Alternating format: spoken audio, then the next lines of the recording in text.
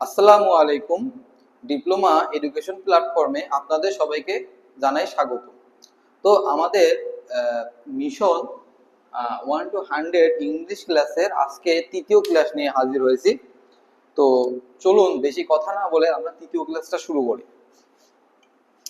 দেখেন, আমরা গত 2 নম্বর ক্লাসে রুলস 2 এর এ শিখছিলাম। আজকে আমরা রুলস 2 এর বিটা দেখব। দেখেন কি বলছে, যদি কোনো বাক্যে fancy, wish, it is big time, it is high time থাকে, তবে বাক্যটা সাধারণত এই স্ট্রাকচার অনুযায়ী সাজাতে হবে। দেখেন, fancy, wish, it is big time, it is high time যদি থাকে, তারপরে অবশ্যই একটা সাবজেক্ট বসবে, অবশ্যই একটা সাবজেক্ট থাকবে, তারপরে ভার্বের 2 নম্বর রূপ হবে, অর্থাৎ পাস্ট ফর্ম হবে।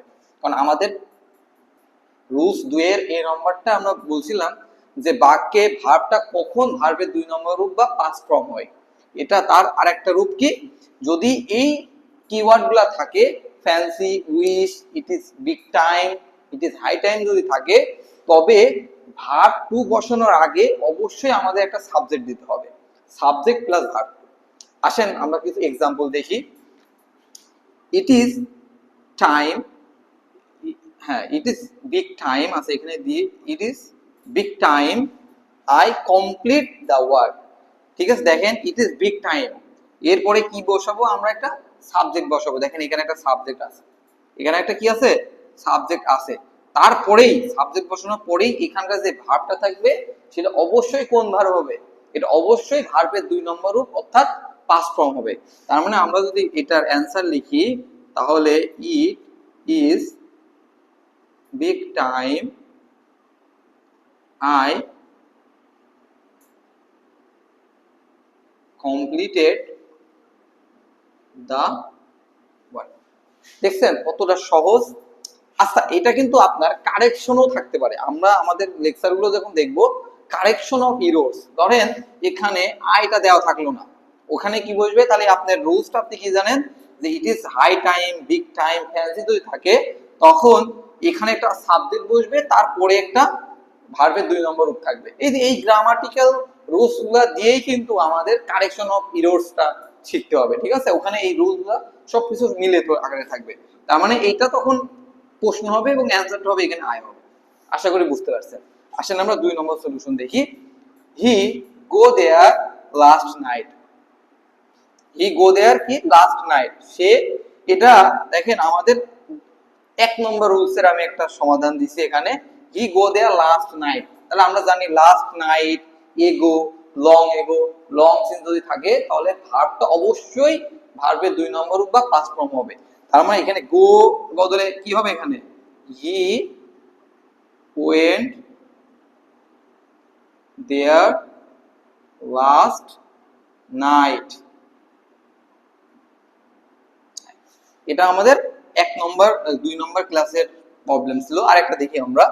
হি came here, he come home yesterday. আমরা জানি ইয়েস্টারডে থাকলে কি হয়, ভার্বটা অবশ্যই 2 নম্বর রূপ হবে। তার মানে এখানে কি হবে, হি কেম হোম ইয়েস্টারডে।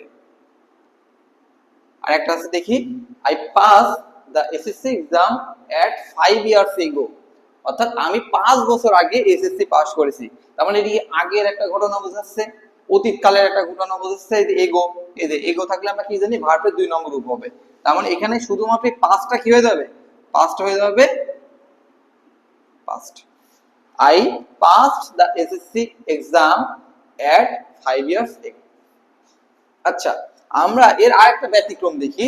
এখানে আমরা দেখছিলাম it is big time, it is high time. আচ্ছা, এখানে যদি ইজের বদলে যদি ওয়াজ থাকে, অর্থাৎ এটা যদি অতীতকাল ঘটনা বুঝায়, যেমন আমরা জানি এম, ইজ, আর এটা হলো পাস্ট ফর্ম, আর প্রেজেন্ট ফর্ম, আর ওয়াজ, ওয়ার এটি কোন ফর্ম, এটা হলো পাস্ট ফর্ম, আর হ্যাড এটা কোন ফর্ম, এটা হলো পাস্ট পার্টিসিপল ফর্ম।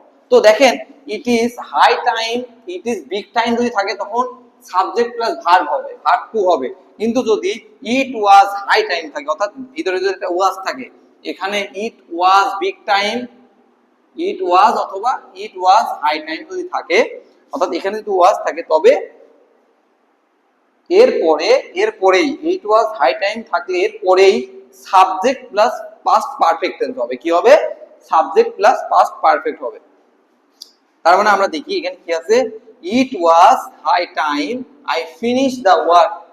তার মানে এখানে ইট ওয়াজ হাই টাইম আছে, তাহলে আমরা জানি এই সাবজেক্টের পরে কি হবে বা এর পরের অংশটা কি হবে, পুরোপুরি পাস্ট পারফেক্ট টেন্স হবে। তার মানে অ্যানসারটা কি হবে, it was high time I, past perfect টেন্সের যে স্ট্রাকচারটা ছিল সেটা কি, I had finished, I had finished the work.